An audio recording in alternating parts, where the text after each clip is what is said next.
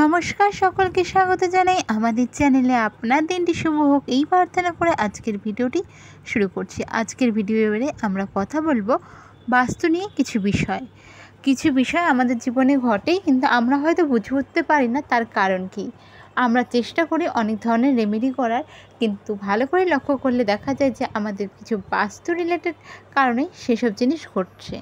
তো চলুন ভিডিওটি শুরু করা যাক। যেমন কখনো কখনো বেশ ভালো চলছে কোনো ব্যবসা দোকান, হঠাৎ করে বিক্রি একদম কমে যায়, ব্যবসা কমে যায়। তো এগুলোর তো নানান কারণ থাকতে পারে, তবুও আমি আজকে আপনাদের সাথে কিছু ছোট ছোট রেমেডি শেয়ার করব, যেগুলির কারণে আপনারা বুঝতে পারবেন যে সমস্যাটি কোথা থেকে হচ্ছে।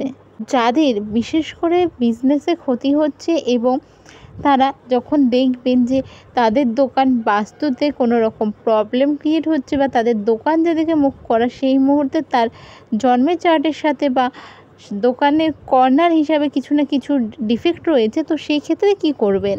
তো সেই ক্ষেত্রে বিশেষ করে অনেক সময় উত্তর দিকে মুখ যদি হয় দোকানের, বা দোকানের পূর্ব দিকে যদি ভগবানকে স্থান দিতে না পারেন, বা অনেক সময় দোকান রেন্টের নেওয়ার ক্ষেত্রে কিছু কালার দোকানে করা থাকে, সেগুলি চেঞ্জেস না করতে পারা, কিছু জিনিস আমাদের দোকানে থাকে যেগুলো মানে ব্যবসার ক্ষেত্রে ওই পাশে রাখা যায় না, কিন্তু দোকান যেভাবে সাজানো রয়েছে বা করা রয়েছে সেক্ষেত্রে আমাদের রাখতে হচ্ছে। এরকম ক্ষেত্রে কি করবেন?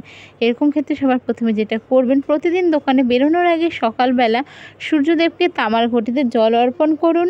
দোকানে ঢুকতেই বাঁ দিকে ছোট কোনো তামার কলসিতে প্রতিদিন জল ভরবেন এবং পরের দিন সকালবেলা সেটা চেঞ্জ করে দেবেন, করে আবার জল ভরবেন, আবার তারপরের দিন সকালবেলা সেই জলটা ফেলে আবার নতুন করে জল ভরে রাখবেন, যাতে তামার কলসিটি কখনো ফাঁকা না থাকে। একদম ছোট রাখুন, বেশি বড় রাখার দরকার নেই।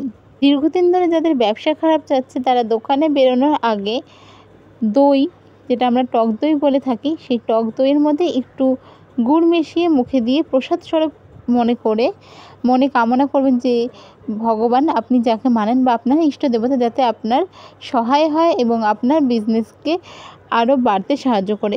এইটা ভেবে দই এবং গুড়কে প্রসাদ স্বরূপ গ্রহণ করুন। নিজের দোকানের দক্ষিণ দিকে দুটো সাদা ঘোড়া দৌড়চ্ছে এরকম কোনো ছবি বা এরকম কোনো প্রতিমূর্তি রাখতে পারেন।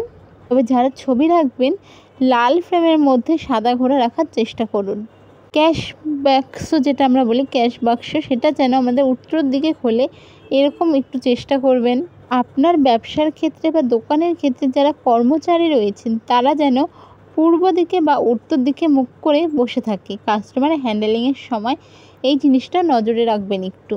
তো এমন ছোট ছোট বিষয়গুলো করে দেখবেন যে দেখুন বাস্তুদোষ হলে কিন্তু তার এফেক্ট অনেক দিন পরে। তো সেই ক্ষেত্রে মোটামুটি 20-25 দিন থেকে 1 মাসের মধ্যে আপনি অনেক এফেক্ট দেখতে পারবেন। আর এর সাথে সাথে চেষ্টা করবেন প্রত্যেকদিন সন্ধ্যাবেলায় একটু যেখানে ঠাকুরকে রাখেন সেখানে জল ভগবানকে এবং একটু সন্ধ্যাবাতি দেওয়ার। এই জিনিসটা চেষ্টা করুন, দেখতে পারবেন আপনারা চোখের সামনে রেজাল্ট কতটা ভালো পাচ্ছেন। যদি ভিডিওটি ভালো লেগে থাকে অবশ্যই লাইক শেয়ার করুন। ধন্যবাদ। দেখা হবে পরের ভিডিওতে। রাধে রাধে।